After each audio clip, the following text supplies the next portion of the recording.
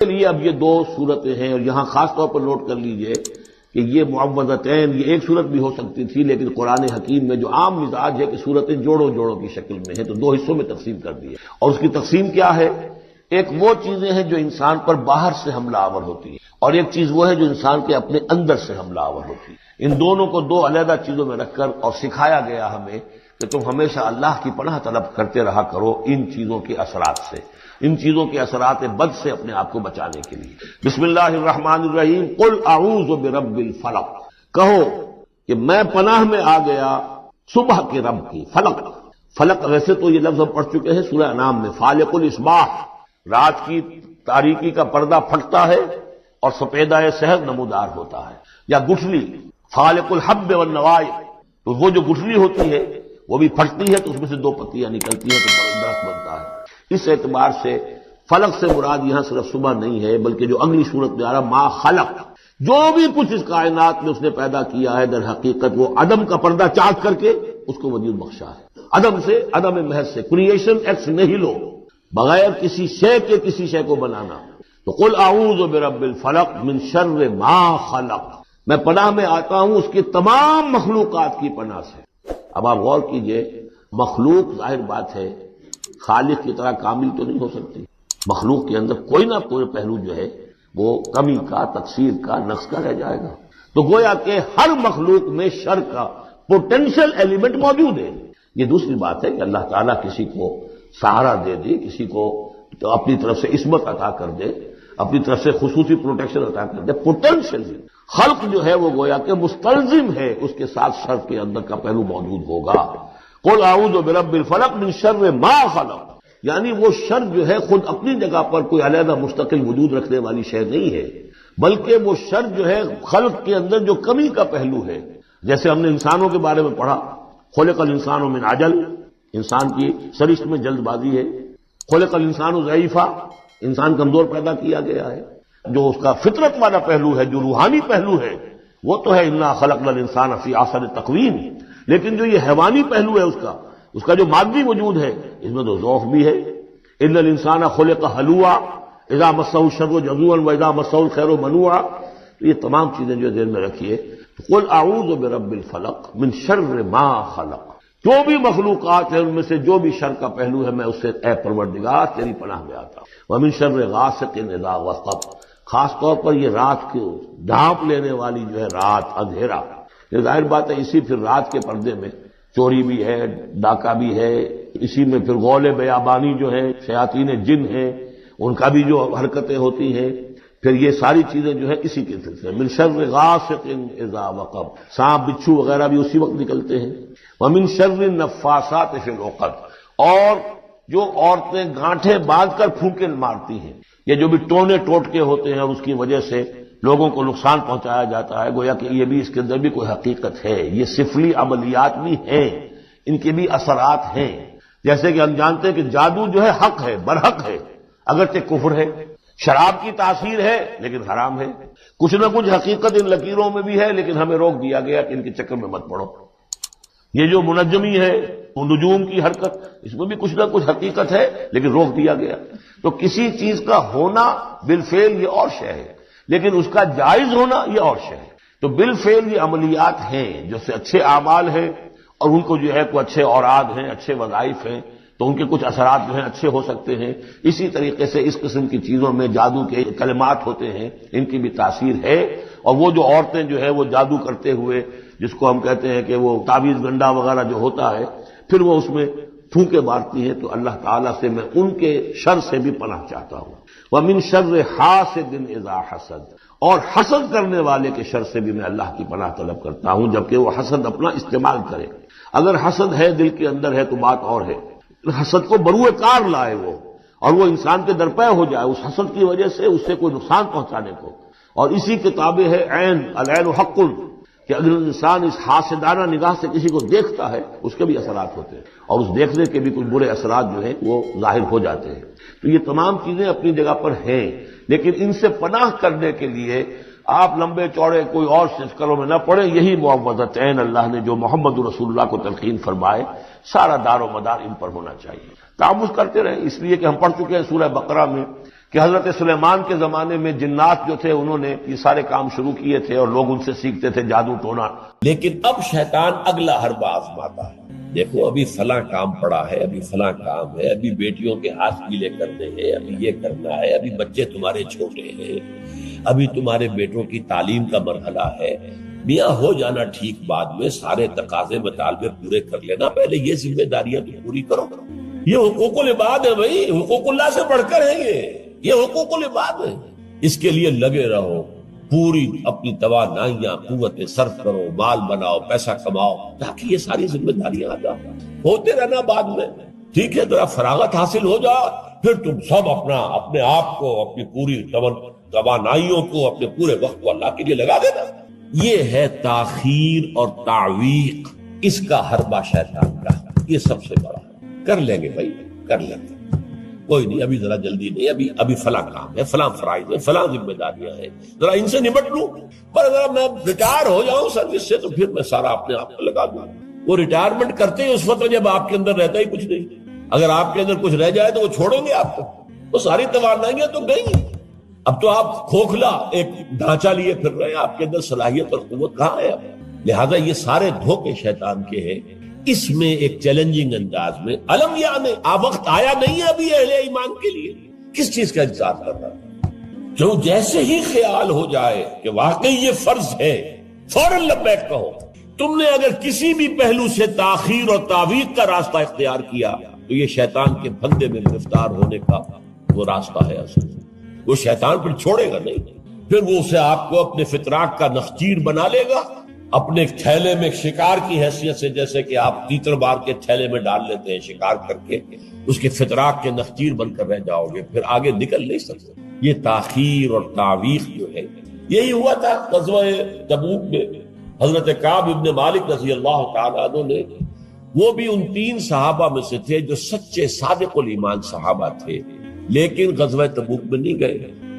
حضور نے واپس آ کے جو لوگ نہیں گئے تھے ان سے جواب طلبی کی، لہذا منافقین تو آئے، اللہ کی قسم ہے، خدا کی قسم ہے یا رسول اللہ، میں اللہ کو گواہ کر کے کہتا ہوں یہ تھا یہ تھا یہ تھا، یہ سبب تھا، میں نہیں جا سکتا۔ حضور فرماتے تھے مسکراتے، اچھا جائیے تشریف لے جائیں، کوئی پکڑ نہیں۔ یہ آئے جب کعب ابن مالک تو حضور کے چہرے پر مسکراہٹ تھی، تنزیہ مسکراہٹ۔ آپ فرمائیے آپ کیوں نہیں گئے تھے ہمارے ساتھ؟ عرض کیا حضور میرے پاس بھی زبان ہے، میں بھی جھوٹ بول سکتا ہوں، لیکن آج میں جھوٹ بول کر آپ کی گرفت سے، آپ کی سرزنش سے اپنے آپ کو بچا دوں گا، لیکن قیامت میں کیا کروں؟ خدا کی قسم جتنا صحت مند میں اس زمانے میں تھا اتنا صحت مند کبھی نہیں رہا، یعنی کوئی بیماری مجھے نہیں لاحق نہیں، اور جتنا فارغ البال میں اس زمانے میں تھا، ہر چیز میرے پاس تھا، اتنا فارغ البال میں کبھی نہیں رہا۔ لیکن حضور میرے نفس نے مجھے پٹی پڑھائی کہ حضور تو جائیں گے نا 30,000 کا لشکر لے کر، تو اس کی تو ایک خاص رفتار ہوتی ہے، تیز رفتاری سے تو نہیں جا سکتا، اور تمہارے پاس ہے بڑی مضبوط تکڑی اونٹنی ہے، تمہاری جو ناقہ ہے تمہاری وہ تو بہت جو ہے قوت والی ہے، لہذا ابھی 2-3 دن چلنے دو لشکر کو، پھر تیزی کے ساتھ دوڑا کر اپنی اونٹنی کو جا کے مل جانا۔ ہر روز صبح مجھے یہی نفس جو ہے پٹی پڑھاتا رہا کہ اچانک ایک دن میں نے محسوس کیا کہ اب تو چاہے میں کتنا ہی تیز دوڑ لوں آپ کے ساتھ نہیں مل سکتا، بس میں رہ گیا بیٹھ۔ اب جو سزا دی یہ ہے تاخیر و تعویق، انہیں سزا دی گئی مقاطعہ، کوئی شخص اس سے بات نہ کرے۔ 3 صحابہ کا معاملہ ہے، یہ سورہ توبہ کے اندر تفصیل سے آیا ہے، اور صحیح بخاری کی طویل ترین احادیث میں سے پڑھنے کے قابل ہے کہ انہوں نے کیسے بیان کیا اپنے پورے معاملے میں، یہ نفس کیسے دھوکہ دیتا ہے۔ ابھی چند دن اور مدینے کے اندر اپنے نخلستان کی ٹھنڈی چھاؤں کے اندر آرام کر لو، چند دن اور، بھائی جانا ہے، بہت دور جانا ہے، تبوک جانا ہے، تو یہ 2 دن میں تو نہیں پہنچ جائے گے حضور، پھر دوڑ کر پکڑ لینا، ساتھ چل مل جاتا۔ یہ دھوکہ شیطان کا، یہ دھوکہ نفس کا، یہ ہے الم یأن للذین آمنوا ان تخشع قلوبهم لذکر اللہ وما نزل من الحق۔ یہ سب کچھ تم نے 15 آیتیں اگر سورہ حدید کی پڑھ کر بھی تم نے اپنی گردن نیچے کر کے اپنے دل کو نہیں ٹٹولا تو اور کون سی ہدایت آئے گی، کہاں سے آئے گی؟ 15 آیتیں سورہ حدید کی پڑھ کر بھی تو کیا ابھی وقت نہیں آیا اہل ایمان کے لیے؟ کس کا انتظار ہے، کس چیز کا انتظار ہے؟ الم یأن للذین آمنوا ان تخشع قلوبهم لذکر اللہ وما نزل من الحق۔ کیا وقت آ نہیں گیا اہل ایمان کے لیے کہ ان کے دل جھک جائیں اللہ کی یاد میں؟ اور جو کچھ حق میں سے نازل ہوا، ما نزل من الحق، یہ پورا قرآن الحق، اس میں سے جو یہ آیات نازل ہوئی ہیں یہ تم نے ابھی سن لی ہے، پڑھ لی ہے، اس کے سامنے بھی دل نہیں جھکیں گے تو کب جھکیں گے؟ اس پر بھی اگر دل نہیں پگھلے تو کب پگھلیں گے؟ اس پر بھی اگر دل میں کوئی عزم اور ارادہ پیدا نہ ہوا کہ اپنی جان لگا دینی ہے، کھپا دینی ہے، ان صلاتی و نسکی و محیایا و مماتی للہ رب العالمین، اس پر بھی نہیں ہوا تو کب ہوگا؟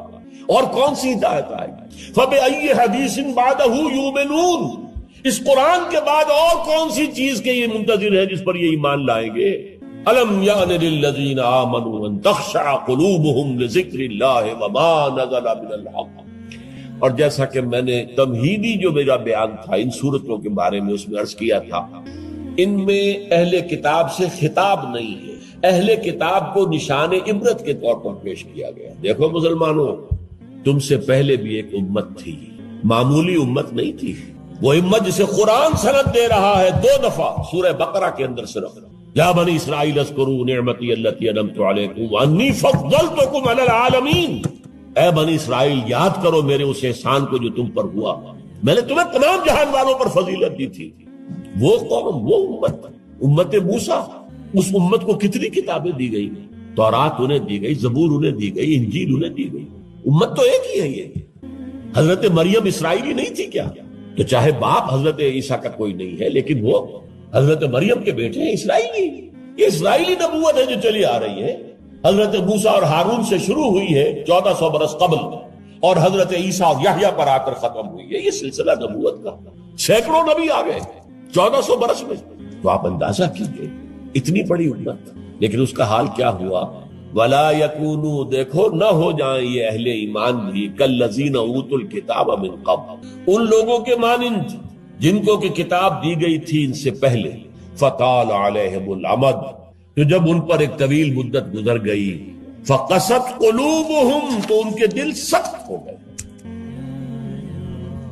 اس کا نقشہ کھینچا گیا سورہ بقرہ میں، ثُمَّ قَسَتْ قُلُوبُكُمْ فَهِيَ كَالْحِجَارَةِ أَوْ أَشَدُّ قَسْوَةً، دیکھو اے بنی اسرائیل، اے یہودیوں، اس کے بعد تمہارے دل سخت ہوتے چلے، بدکاری سے، غلط کاری سے، دنیا پرستی سے، شہوت رانی سے، زر پرستی سے دل سخت ہوتے چلے جاتے ہیں۔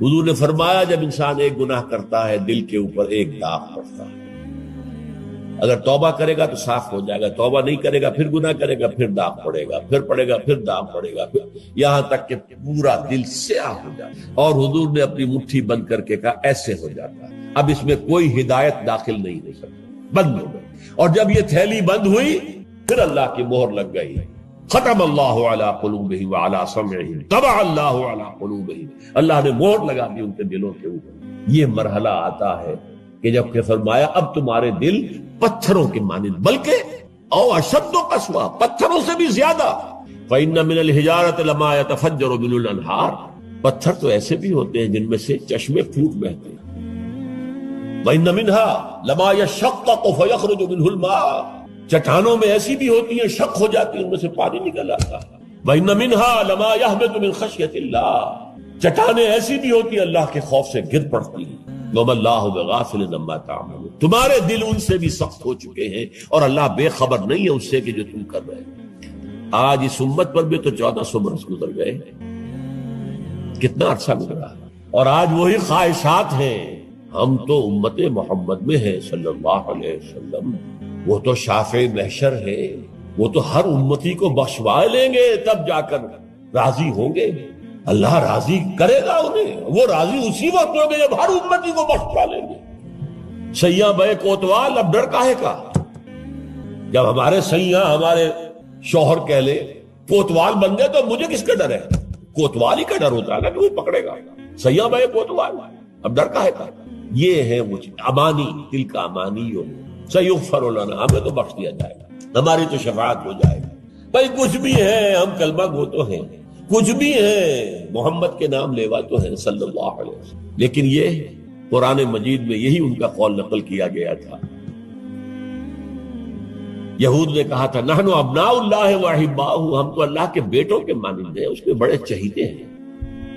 تو اللہ نے کیا جواب دیا؟ فَلِمَ يُعَذِّبُكُم بِذُنُوبِكُم، پھر اللہ تمہیں سزائیں کیوں دیتا رہا ہے؟ یہ نبوکدنضر کے ہاتھوں تمہیں کیوں پٹوایا؟ ہیکل سلیمانی کیوں برباد کروایا؟ یہ تم 100 برس تک اسیری میں رہے، بیبیلونیا میں، بابل میں، عراق میں، کیوں؟ تمہارا دوسرا جو تھا ہیکل بنایا تم نے، وہ بھی سن 70 میں گروا دیا ٹائٹس کے ہاتھوں۔ 1,33,000 ایک دن میں قتل کیے اس نے، ٹائٹس نے 1,33,000 یہودی یروشلم کے اندر ایک دن میں قتل کیے۔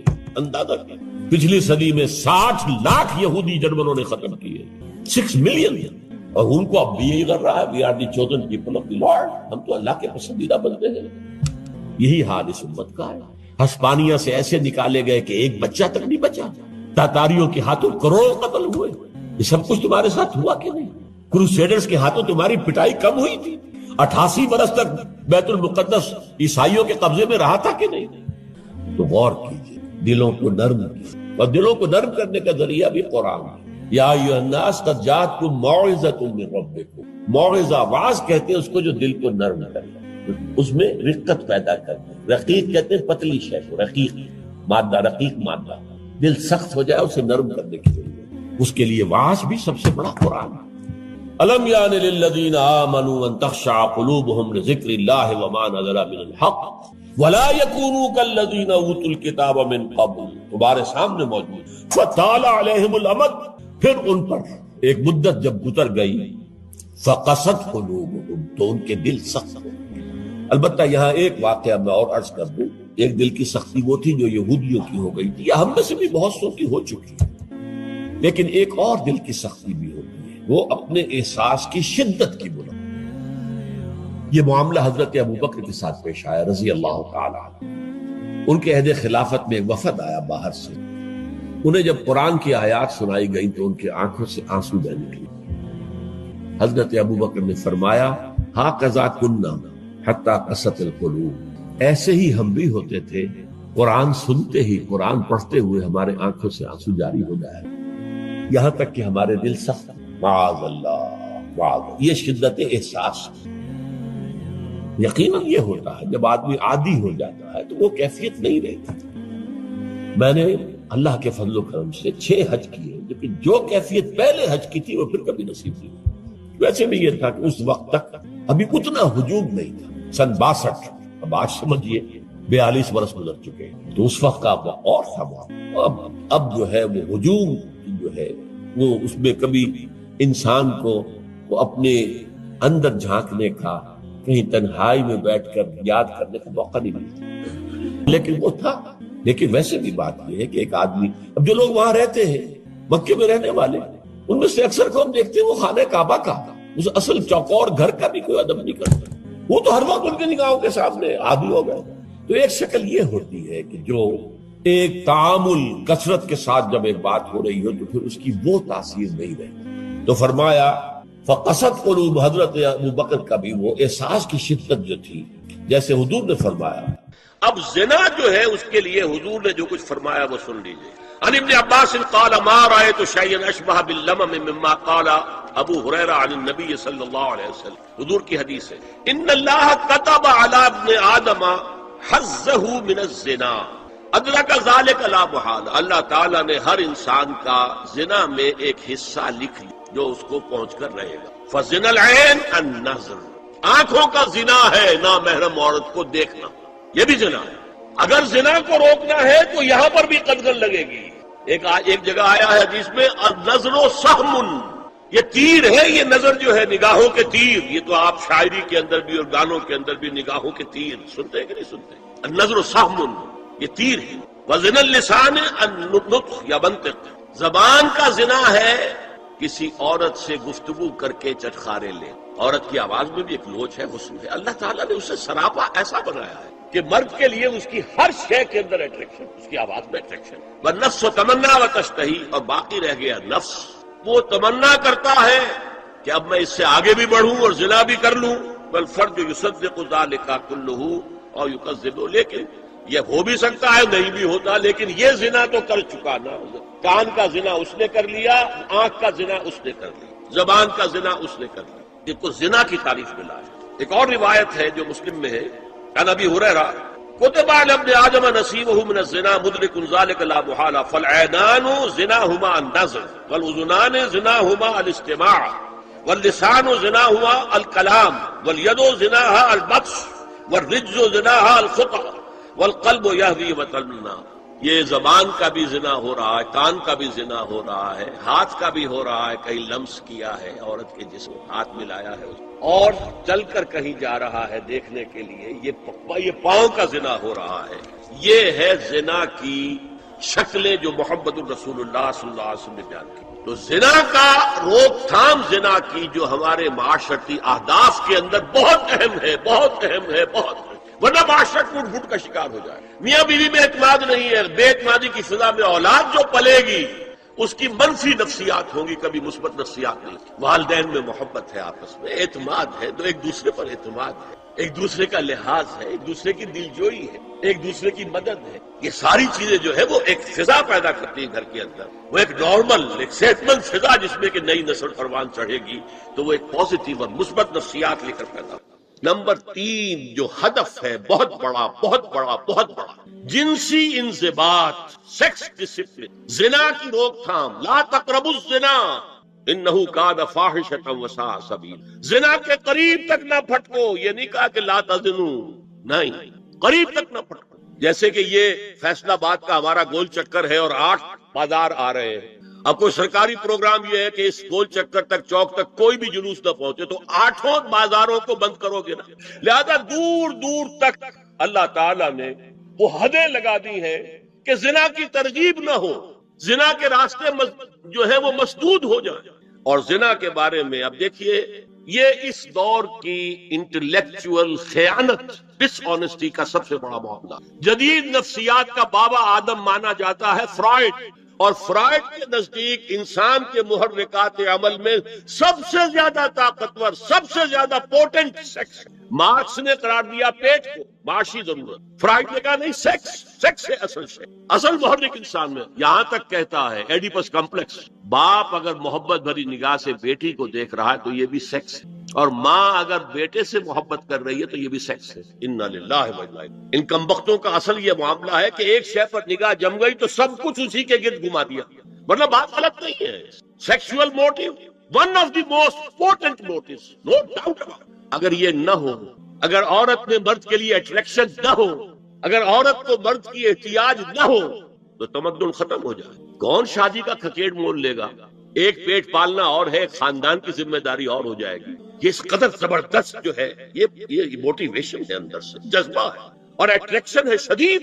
اس اعتبار سے یوں سمجھیے جتنا زوردار گھوڑا ہو اتنی ہی زوردار لگام چاہیے اگر ڈسپلن میں رکھنا چاہتے ہیں. لہٰذا اس سیکس کو ڈسپلن میں لانے کے لیے کہ قانونی تعلق ہو ایک مرد اور عورت کے درمیان، ازدواج ہو، شادی ہو جائے، یا دوسرا راستہ وہ بھی تھا جو آج کل نہیں رہا، باندھی ہو کسی کی، مل کے یمین ہو، ان کے اندر سیکسول انٹرکورس جو ہے وہ ہو اور اس سے باہر نکلنا بھی نہ چاہے. اس زنا کے بارے میں حضور نے جو اچھا، ایک تو میں آپ کو بتاؤں کہ قرآن اور حضور دونوں کس قدر حقیقت پسند ہے. سورہ آل عمران میں فرمایا زُيِّنَ لِلنَّاسِ حُبُّ الشَّهَوَاتِ مِنَ النِّسَاءِ والبنین والقناطیر المقنطرۃ من الذهب والفضة والخیل المسومۃ والانعام والحرث. انسان کے اندر محبت پلا دی گئی ہے، مزین کر دی گئی ہے. کن کن چیزوں کی؟ سب سے پہلے عورت، سب سے امپورٹنٹ موٹیو، پھر بیٹے، پھر ڈھیروں مال، سونا چاندی، اعلیٰ گھوڑے نشان زدہ، اور مال مویشی اور کھیتی، لیکن سب سے پہلے عورت. زُيِّنَ لِلنَّاسِ حُبُّ الشَّهَوَاتِ مِنَ النِّسَاءِ والبنین والقناطیر المقنطرۃ من الذهب والفضة والخیل المسومۃ والانعام والحرث. اسی طرح دیکھیے حضور صلی اللہ علیہ وسلم فرماتے ہیں، یہ مسند احمد میں بھی حدیث ہے اور حاکم اور بیہقی نے بھی، عن انس ابن مالک رضی اللہ تعالی عنہ قال قال رسول اللہ صلی اللہ علیہ وسلم حبب الی النساء والطیب وجعلت قرۃ عینی فی الصلاۃ. اس تمہاری دنیا میں سے مجھے 3 چیزیں محبوب کر دی. حبب الی، نمبر 1 نساء. کوئی جھجک کی ہے آپ نے بیان کرنے میں؟ ہم شاید یہ جملہ کہتے ہوئے جھجکیں گے، اللہ کا رسول نہیں. حقیقت اس کا اعتراف کرو، بہت مضبوط موٹیو، اس میں کوئی شک نہیں، کوئی شک نہیں، کوئی شک نہیں. حبب الی النساء والطیب، خوشبو، وجعلت قرۃ عینی فی الصلاۃ، اور میرے آنکھوں کی ٹھنڈک نماز میں۔ اسی طرح خود قرآن میں سورہ احزاب میں جب حضور سے کہا گیا کہ اب بس جتنی شادیاں ہو چکی تھیں آپ نے کر لی ہیں، اب آئندہ نہ کی، وہاں بھی صاف الفاظ آئے ہیں۔ اللہ کو بھی واللہ لا یستحیی من الحق، اللہ کو حق بات کہنے میں کوئی حیا یا کوئی جھجک نہیں ہے۔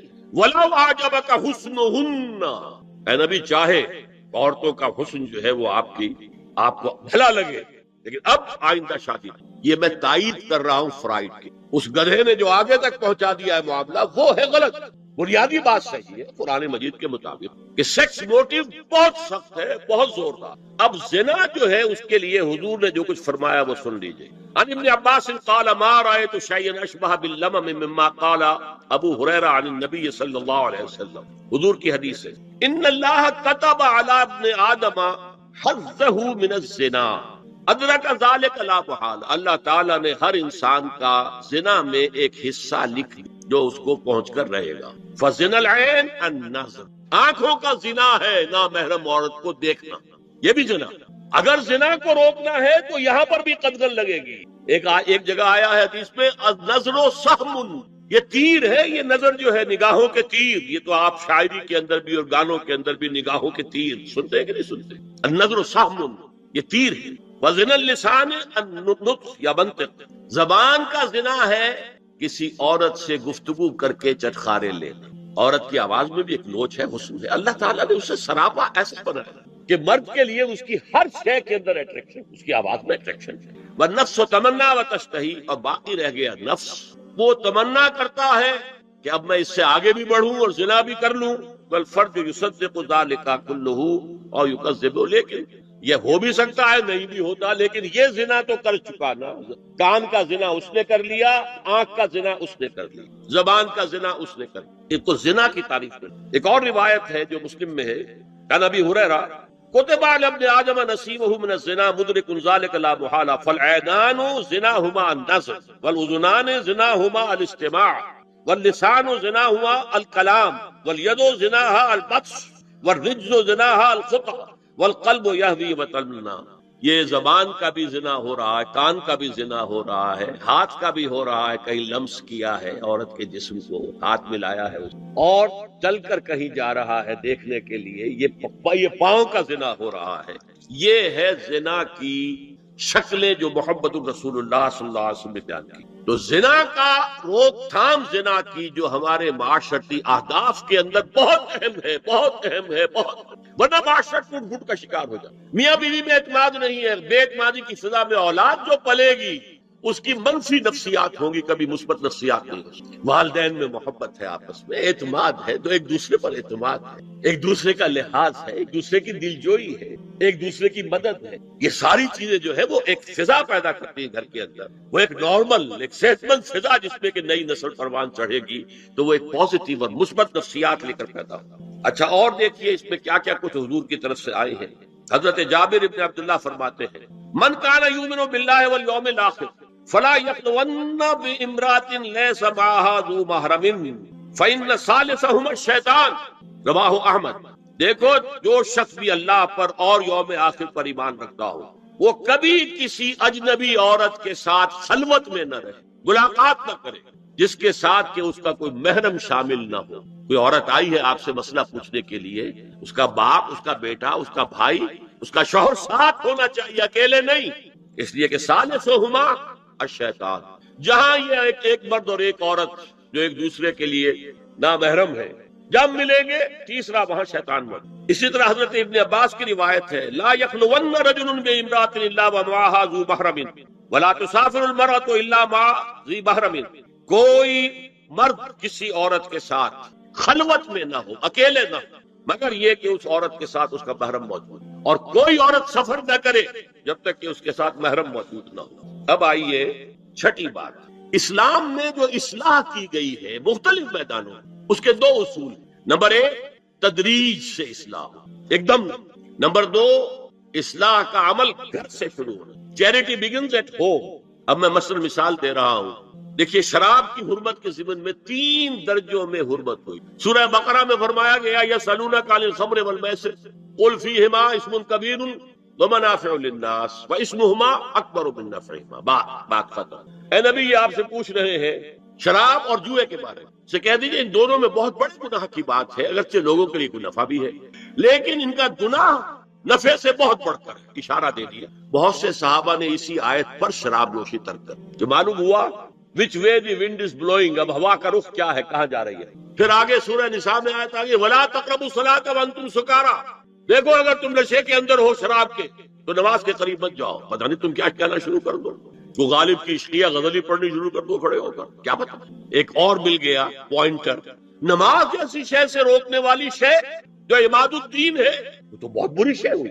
بہت سے لوگوں نے اس کے بعد چھوڑ دی. پھر آخری آیت آئی ہے یا ایھا الذین آمنوا انما الخمر والمیسر والانصاب والازلام رجس من عمل الشیطان، یہ شیطانی اعمال ہیں، گندگی کے اعمال. فاجتنبوہ لعلکم تفلحون، تو ان سے بچو، اجتناب کرو تاکہ تم فلاح پاؤ.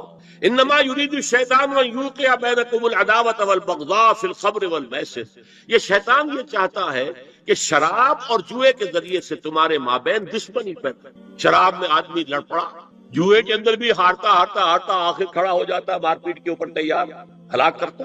فرمایا کہ انما یرید الشیطان ان یوقع بینکم العداوۃ والبغضاء فی الخمر والمیسر ویصدکم عن ذکر اللہ وعن الصلاۃ فہل انتم منتہون، اور باز آتے ہو کہ نہیں. یہ بڑا دھمکی کا انداز ہے. اب کچھ لوگ کیا کہتے ہیں جی یہاں پہ حرام کا لفظ تو نہیں آیا، انا للہ فہل انتم منتہون، باز آتے ہو کہ نہیں. اس سے زیادہ روکنے کا کوئی معاملہ ہو سکتا ہے. اور حدیث میں اندر اصول آ گیا ما اسکر کثیرہ فقلیلہ حرام، جو شے اگر زیادہ مقدار میں ہو اور نشہ لے آئے تو اس کی چھوٹی مقدار، تھوڑی مقدار بھی حرام. شراب کا ایک قطرہ بھی حرام. لیکن آج ہم کہہ رہے شراب کو حرام ہے ہی نہیں، تاکہ مغرب مان لے کہ ہاں یہ تو بڑے ماڈریٹ لوگ ہیں، بڑے لبرل لوگ ہیں، روشن خیال ہیں، یہ کوئی دقیانوسی نہیں ہے، یہ فنڈامنٹلسٹ نہیں ہے. اسی طریقے سے یہ جو معاشرتی معاملے میں اصلاح کا دائرہ شروع ہوا ہے، اس میں ہم دیکھتے ہیں کہ ابتدا میں ازواج مطہرات سے خطاب ہے، جسے دلیل بنا لیا بعض لوگوں نے. یہ احکام تو صرف ازواج مطہرات کے لیے ہے، حالانکہ میں نے اصول پہلے بتا دیا. چیریٹی بگنز ایٹ ہوم، جیسے حضور فرماتے تھے انا اول المسلمین، دیکھو میں تمہیں اسلام کی دعوت دے رہا ہوں، سب سے پہلا مسلمان میں خود ہوں. انا اول المومنین، میں تمہیں ایمان کی دعوت دے رہا ہوں، پہلا مومن میں ہوں. تو جب تک انسان اپنے کردار سے بات واضح نہ کرے تو واز جو ہے وہ مفید نہیں ہوتا، مؤثر نہیں. لہذا سب سے پہلے بات جو کی گئی وہ کی گئی ہے حضور کی ازواج مطہرات. اب اس ضمن میں جو اصلاحی اعمال آئے ہیں، احکام ان کو نوٹ کر لیجئے. ان کا آغاز ہوا ہے تدریجی اعتبار سے سورہ احزاب سے، اور سورہ احزاب سن 5 ہجری میں جو ہے نازل ہوئی ہے. ان کی تکمیل ہوئی ہے سورہ نور میں جو سن 6 ہجری میں نازل ہوئی. اور ایک بہت خوبصورت بات کہی، یہ مولانا امیر حسن اصلاحی نے مجھے بتایا کہ ان کے استاد حمید الدین فراہی نے یہ کہا کہ سورہ احزاب میں گھر سے باہر کے پردے کا بیان ہے اور سورہ نور میں گھر کے اندر کے پردے کا بیان ہے. تو اصلاحی صاحب کہتے تھے کہ اس جملے نے میری آنکھیں کھول دی اور قرآن مجید روشن ہو گیا. ورنہ اگر یہ بات سامنے نہ ہو تو آدمی اٹکتا ہے، جگہ جگہ پر اشکالات پیدا ہوتا. دیکھیے سورہ احزاب میں کیا کیا گیا. نمبر 1، پہلے خطاب ازواج مطہرات سے، بعد میں عام کر دیا. نمبر 2، بتایا گیا کہ عورت کا اصل کردار کیا ہے، اس کی اصل جگہ کیا ہے، گھر. نمبر 3، استیزان کے حکم کا آغاز ہو گیا کہ گھروں میں اجازت لیے بغیر داخل نہ ہو. لیکن یہاں بھی صرف نبی کے گھر کی بات ہوئی ہے، عام نہیں. پھر محرموں کی ایک چھوٹی فہرست ہے جو سورہ احزاب میں آ گئی ہے، اور گھر سے باہر کے پردے کا حکم آ گیا ہے. یہ سورہ احزاب میں. سورہ نور میں استیزان اب عام کر دیا، کسی بھی گھر میں داخل مت ہو جب تک اذن نہ لے. یہ دیکھیے تدریج، پہلے حضور کے گھروں میں داخل نہ ہو، اب کسی بھی گھر میں داخل نہیں ہو سکتا بغیر استیزان کے. اور احادیث مبارکہ میں اتنی سختی آئی ہے وہ میں بعد میں آپ کو بتاؤں گا. دوسرے یہ کہ گھر کے اندر پردہ، جو محرموں سے پردہ، محرموں سے پردہ. محرم کون ہوتا ہے یہ سمجھ لیجئے. محرم وہ ہے جس سے کبھی بھی کسی شکل میں کسی حالت میں شادی نہ ہو سکے. اب ایک آدمی جو ہے اس کے گھر میں فرض کیجئے کہ ایک بہن ہے، تو اس بہن کی دوسری بہن سے وہ شادی نہیں کر سکتا. اگر وہ بیوی مر گئی تو کر سکتا ہے کہ نہیں؟ اس لیے وہ محرم نہیں ہے، نامحرم. سالی نامحرم، آپ کا بھائی ہے، اس کی بیوی ہے، بھابھی ہے آپ کی، آپ دیور ہیں، بھابھی سے شادی تو نہیں کر سکتے. لیکن اگر بھائی کا انتقال ہو جائے تو آپ شادی کر سکتے ہیں. تو شادی ہو سکتی ہے تو وہ محرم نہیں ہوا، وہ نامحرم. محرم صرف وہی ہے جس سے کبھی کسی حال میں شادی کا امکان نہ. اس کی ابتدائی فہرست جو ہے سورہ احزاب میں ہے، تفصیلی فہرست جو ہے وہ سورہ نور میں ہے. اب دیکھیے گھر کے اندر بیٹھنے سے متعلق کیا بات کہی گئی. بزار اور ترمذی میں حضرت عبداللہ ابن مسعود سے نبی ایک صنفہ یہ ارشاد نقل ہوا ہے، ان المرأۃ عورۃ، عورت چھپا کر رکھنے کی چیز. ہمارے ایک نوجوان ساتھی نے ایک دفعہ مضمون لکھا تھا بڑا پیارا. انہوں نے کہا کہ قرآن مجید میں جو اشارات ہیں، حور مقصورات فی الخیام، وہ حوریں جو ہوں گی وہ خیموں کے اندر ہوں، وہیں رہیں گی. قصر کہتے ہیں روک دینے کو، باہر نہیں نکلتی. مقصورات فی الخیام، حوروں کا کانہن لؤلؤ مکنون، ایسے ہوں گے کہ جیسے کہ موتی جسے چھپا کر رکھا جائے. عورت چھپا کر رکھنے کی شے ہے. المرأۃ کلھا عورۃ، عورت کہتے ہیں اس کو ہے جسے چھپا کر رکھا جائے. ان المرأۃ عورۃ فاذا خرجت، جب وہ گھر سے نکلتی ہے، استشرفت شیطان، اب شیطان جو ہے اس کو طاق میں رکھتا. واقرب ما تکون لروحۃ ربھا وہی فی قعر بیتھا، وہ اپنے رب کی رحمت سے قریب ترین ہوتی ہے جبکہ اپنے گھر کے بھی کسی اندرونی حصے میں. صحن میں ہوگی تو شاید ادھر ادھر کے کوٹھوں سے نظر پڑ جائے.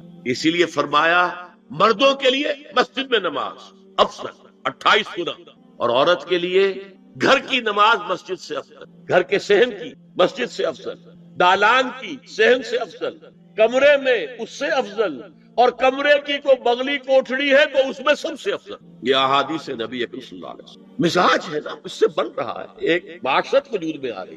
یہ ساری چیزیں کیوں آ رہی ہیں؟ اور سنیے، عبداللہ ابن احمد ابن حنبل نے زوائد الزہد میں اور ابن ابی شیبہ نے، ابن سعد نے اپنی کتابوں میں مسروق کی روایت نقل کی ہے کہ حضرت عائشہ جب تلاوت قرآن کرتے ہوئے اس آیت پر پہنچتی تھی وَقَرْنَ فِي بُيُوتِكُنَّ، تو بے اختیار رو پڑتی.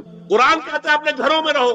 حضرت عائشہ نے شہادت عثمان کے بعد باہر نکل کر لشکر کی قیادت کی. پھر ساری عمر افسوس رہا کہ میں نے غلط کہا. دیکھیے کیا معاملہ تھا. حضرت علی رضی اللہ تعالیٰ سے جنگ کی، 10,000 آدمی ایک رات میں مرے، لیکن حضرت علی کا کردار کیا تھا؟ یہ نہیں کہ اب عائشہ شکست ہو گئی ہے تو لوڈی بنا لوں. انا للہ و انا الیہ. اتنا احترام کیا ہے، مدینے کی چند عورتوں کو ساتھ دے کر بڑے احترام سے مدینے پہنچا دیا، وہاں کی عورتوں، کوفے کی عورتوں کو ساتھ دے کر، اور صرف یہ کہا کہ آپ کی یہ ذمہ داری نہیں، آپ نے یہ ذمہ داری خام خواہ، صرف اور کچھ کوئی ملامت. حافظ ابو بکر بزار حضرت انس سے روایت کرتے ہیں کہ عورتوں نے حضور سے عرض کیا کہ ساری فضیلت تو مرد لوٹ کے لے گئے، وہ جہاد کرتے ہیں، خدا کی راہ میں بڑے بڑے کام کرتے ہیں، ہم کیا عمل کریں کہ ہمیں بھی مجاہدین کے برابر اجر مل سکے؟ جواب میں آپ نے فرمایا من قعدت منکن فی بیتہا فانہا تدرک عمل المجاہدین، تم میں سے جو شخص اپنے گھر میں بیٹھی رہے گی وہ مجاہدین کا اجر حاصل کر. یہ ایک ہوا کا رخ ہے، بتایا جا رہا، یہ نظام ہے جس کو اس شکل میں دیا جا رہا. اب میں چاہتا ہوں سورہ احزاب کی جو آیات ہیں ان کے حوالے سے کچھ باتیں جو حکمت دین کی ہیں اور بہت اہم ہے وہ آپ کے سامنے آ جائیں. دیکھیے میں نے سب سے پہلے آیت پڑھی تھی لَقَدْ كَانَ لَكُمْ فِي رَسُولِ اللَّهِ أُسْوَةٌ حَسَنَةٌ. اے مسلمانوں، تمہارے لیے اللہ کے رسول کی زندگی میں ایک بہترین نمونہ ہے، اسوہ حسنہ. ایک بات اس میں غور طلب ہے، مردوں کے لیے تو اسوہ کامل ہے. مرد اگر سپہ سالار ہے تو اسوہ موجود ہے حضور کا، مرد اگر صدر ریاست ہے، خلیفہ ہے تو اسوہ موجود ہے رسول کا، کوئی قاضی القضات ہے تو اسوہ موجود ہے رسول کا، کوئی کسی مسجد میں خطیب ہے، امام ہے تو اسوہ موجود ہے، باپ کی حیثیت سے اسوہ موجود ہے، شوہر کی حیثیت سے اسوہ موجود ہے کہ نہیں؟ مردوں کی کوئی حیثیت ایسی نہیں جس کے لیے اسوہ حضور کی زندگی میں نہ ہو. لیکن ایک خلا ہے، عورت کی نسوانی زندگی کے لیے تو حضور کی زندگی میں کوئی اسوہ نہیں ہو سکتا، حضور مرد ہے. یہ ہے فلسفہ، یہ ہے حکمت کہ جس صورت میں یہ آیت آئی لَقَدْ كَانَ لَكُمْ فِي رَسُولِ اللَّهِ أُسْوَةٌ حَسَنَةٌ لِمَنْ كَانَ يَرْجُو اللَّهَ وَالْيَوْمَ الْآخِرَ وَذَكَرَ اللَّهَ كَثِيرًا. اے لوگو، اے مسلمانوں، تمہارے لیے اللہ کے رسول کی زندگی میں ایک اسوہ کامل ہے، عمدہ اسوہ ہے ہر اس شخص کے لیے جو اللہ کا امیدوار ہے اور یوم آخر کو بھی مانتا ہے اور اللہ کا ذکر کرتا ہے کثرت سے. اب اس کا اس خلا کو پر کیسے کیا؟ حضور کی ازواج کو بنایا گیا اسوہ خواتین. اور یہی ایک بہت سی اور بھی حکمتیں ہوں گی. ایک حکمت یہی تعدد ازدواج میں ہے اور حضرت عائشہ کی اتنی کم عمر میں شادی کرنے میں ہے کہ دیر تک وہ امت کو پڑھاتی رہی. شوہر اور بیوی کے درمیان خالص پرائیویٹ معاملات کے اندر بھی ہدایت دیتی ہے. آخر وہ بھی انسان کی ضرورت ہے کہ نہیں؟ آپ کو معلوم ہے ایک مرتبہ بعض صحابہ نے آ کر کہا حضور یہ یہودی جو ہے ہم پر طنز کرتے ہیں کہ تمہارے نبی تمہیں بڑی چھوٹی چھوٹی باتوں کا حکم دیتے ہیں. آپ نے فرمایا کہ ہاں ہمارے نبی نے تو ہمیں استنجا کرنا بھی سکھایا. بجائے کسی کمپلیکس کے انفیریورٹی کے سپیریورٹی کی بات کرو. استنجا ضروری شے نہیں، گندگی سے نجات پانا ضروری شے نہیں، طہارت ضروری شے نہیں. ہمارے نبی نے تو استنجا کرنا بھی سکھایا. تو تعلق زن و شوہر کون بتائے گا؟ حضور بتائیں گے. ازواج کو ضرورت ہوتی ہے. بڑا مسئلہ ہے روزے میں کہاں تک جا سکتا ہے انسان، آخر کون بتائے گا؟ ازواج مطہرات کو بتائے. تو اسوہ بنانے کے لیے دیکھیے یہ آیات آئی ہیں. یہ 3 آیتیں سورہ احزاب کی یوں سمجھیے کہ نچوڑ ہے اس مسئلے میں. یا نساء النبی لستن کاحد من النساء، اے نبی کی بیویوں تم عام عورتوں کے مانند نہیں. تو کیا وہ عورتیں نہیں تھی؟ عورتیں تو تھیں. کیا ان کے احساسات عورتوں والے نہیں تھے؟ وہ تو تھے. کیا بات ہے؟ تم نبی کی بیویاں ہو، تمہیں اسوہ بننا ہے. ان اتقیتن فلا تخضعن بالقول، اگر تمہیں واقعی اللہ کا تقوی اور خوف ہے تو کسی اجنبی سے اگر بات کرنے کی ضرورت پیش آ جائے تو اپنی آواز میں لوچ مت پیدا کرو. فیطمع الذی فی قلبہ مرض، کہ جس شخص کے دل میں کوئی روگ ہے، گندگی ہے، وہ کوئی آس لگا بیٹھے کہ یہ جو مجھ سے گفتگو کر رہی ہیں، جس انداز میں کر رہی ہیں، جس لگاوٹ کے ساتھ کر رہی ہیں، تو کوئی نہ کوئی موقع ہے میرے لیے. انا للہ و انا الیہ راجعون. کرخت آواز میں بات. وقلن قولا معروفا، اور معروف بات کہو. صرف اس سے آگے بڑھنے کی کوئی ضرورت نہیں. وقرن فی بیوتکن ولا تبرجن تبرج الجاہلیۃ الاولی، اور قرار پکڑو اپنے گھروں میں، وقار کے ساتھ رہو اپنے گھروں میں. تمہاری اصل جگہ گھر ہے، باہر نکلنا تمہارا کام نہیں ہے. ہاں ضرورت ہو سکتی ہے اس کا بعد میں ذکر، لیکن فلسفہ کیا ہے؟ عورت کی اصل جگہ اس کا گھر ہے. جو ڈیوٹیز کی تقسیم کر دی گئی ہے اللہ کی طرف سے، اس میں عورت کا اصل مقام اس کا گھر ہے. میں حدیث سنا چکا ہوں کہ جب گھر سے عورت نکلتی ہے تو شیطان تاکتا ہے اس کو، اور پھر ظاہر بات ہے کہ اس سے جو فتنے پیدا ہوتے ہیں وہ سب شیطان کے ذریعے. وَلَا تَبَرَّجْنَ تَبَرُّجَ الْجَاهِلِيَّةِ الْأُولَىٰ، اور جو جاہلیت تھی، اسلام کے آنے سے پہلے کا جو دور تھا، اس میں جس طرح تم بند سمر کر اور لوگوں کی نگاہوں میں آنے کے لیے نکلتی تھی، اب وہ طریقہ اختیار کر. دیکھیے یہ بھی ایک بڑا نفسیاتی نکتہ ہے. مرد کے اندر قوت ہے، وہ اپنی قوت کا ظہور چاہتا ہے. کبھی جی چاہتا ہے دیوار کو کندھا دے مارے، راستہ چلتے کسی کو لگا کندھا. قوت ظہور چاہتا ہے. عورت کے پاس سب سے بڑا سرمایہ اس کا جسمانی حسن ہے. جسمانی طاقت تو نہیں ہے نا، اس کے اندر ایک ارج ہے کہ اپنے آپ کو ظاہر کرے. اس کا نام تبرج، بروج کہتے تھے ان برجیوں کو کہ جو فصیلوں کے اوپر ہوتی تھی. اور ظاہر بات ہے دور سے مسافر آ رہا تو پہلے تو برجی نظر آتی تھی نا، تو نگاہوں میں آنا، نگاہوں میں کھپنا، یہ تبرج. تو تم جس طرح پہلے بناؤ سگھار کر کے نکلا کرتی تھی، اور تبرج الجاہلیہ اب چھوڑ دو. واقمن الصلاۃ وآتین الزکاۃ، اور نماز قائم رکھو، زکات ادا کرو. واطیعن اللہ ورسولہ، اور اللہ اور اس کے رسول کی اطاعت پر کاربند رہو. اب آئے الفاظ جو اہم ترین ہیں. انما یرید اللہ لیذھب عنکم الرجس اہل البیت ویطہرکم تطہیرا. اے نبی کے گھر والیوں، اللہ یہ چاہتا ہے کہ تم سے ہر طرح کی برائی، ہر طرح کی ناپاکی کو دور کر دے اور تمہیں پاک کر دے. پاک کرنا کر، خوب خوب خوب خوب. تطہیرا، یطہرکم تطہیرا. کیوں؟ تمہیں نمونہ بننا ہے، تمہیں اسوہ بننا ہے. یہ الفاظ اصل میں آئے ہیں قرآن مجید میں ازواج مطہرات کے بارے میں. سارا جملہ چل رہا ہے یا نساء النبی سے. ہمارے کچھ دوستوں نے اس کو کہا ہے کہ اہل بیت سے مراد حضرت علی، حضرت فاطمہ، حضرات حسنین ہیں. وہ بھی حضور نے فرمایا. میں نے ایک ٹی وی مذاکرے کے اندر بھی جب کچھ حضرات کہہ رہے تھے کہ اہل بیت تو اصل میں وہ ہے، میں نے کہا نہیں، اصل میں بیویاں ہیں لیکن وہ بھی اہل بیت. حضور نے ایک چادر میں جب سمیٹا سب کو، تو یہ بھی اللہم ہؤلاء اہل بیت، یہ بھی میرے اہل بیت ہیں. سلمان منا اہل البیت، سلمان بھی ہمارے اہل بیت میں سے، جو جتنا قریب ہوا. لیکن قرآن میں یہ لفظ آتا ہے صرف بیویوں کی، ازواج کی. حضرت ابراہیم کے پاس جب فرشتے آئے تھے حضرت اسحاق کی ولادت کی خبر دینے کے لیے، تو جب حضرت سارہ نے سنا تو وہ آئیں اپنے 72 مارتی ہوئی اپنے پیشانی پر.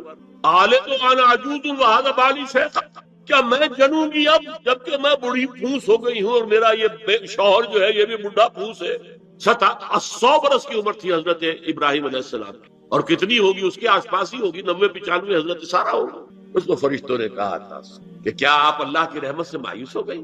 السلام علیکم وبرکاتہ اہل البیت، اے نبی کے گھر والی، اے نبی کے گھر والوں، تم پر اللہ کی سلامتی ہو رحمت۔ تو اہل بیت کا لفظ قرآن میں 2 جگہ آیا، یا حضرت سارہ کے لیے حضرت ابراہیم کی زوجہ، اور یا النساء النبی، تمہیں تو پاک کرنا ہے، پوری طرح پاک کرنا ہے، پوری طرح پاک کرنا ہے تاکہ تم اسوہ بن جاؤ۔ جو خلا ہے اسوہ محمدی میں صلی اللہ علیہ وسلم، وہ تمہارے ذریعے پورا کرنا۔ اس لیے پہلا خطاب جو ہے، اب یہ دونوں باتوں سے ہو گیا، ایک تو چیریٹی بگنز ایٹ ہوم، جو بھی اصلاح کا عمل ہو گھر سے ہونا چاہیے، اور نمبر 2 یہ کہ ازواج مطہرات کو امت کی تمام خواتین کے لیے ہمیشہ کے لیے اسوہ بنانا۔ اسی طریقے سے استیزان کا معاملہ بھی آیا، لیکن وہ بھی صرف نبی کے گھروں تک آ رہا۔ یا ایھا الذین آمنوا لا تدخلوا بیوت النبی حتی یؤذن لکم، اہل ایمان نبی کے گھروں میں داخل نہ ہوا کرو جب تک کہ اذن نہ دیا۔ یہ پرائیویسی، گھر کی پرائیویسی، اس پر میں تفصیل سے بعد میں بات کروں گا، کیونکہ تفصیل اس کی آئی ہے سورہ نور میں۔ میں نے عرض کیا نا، ان احکام کا آغاز ہوا جیسے شراب کی حرمت، آغاز سورہ بقرہ، پھر سورہ نساء، پھر سورہ مائدہ، اسی طرح اس کا اختتام جو ہوا ہے وہ سورہ نور میں ہے۔ تو مت داخل ہوا کرو، اور اس کے بعد فرمایا وَإِذَا سَأَلْتُمُوهُنَّ مَتَاعًا فَاسْأَلُوهُنَّ مِنْ وَرَاءِ حِجَابٍ۔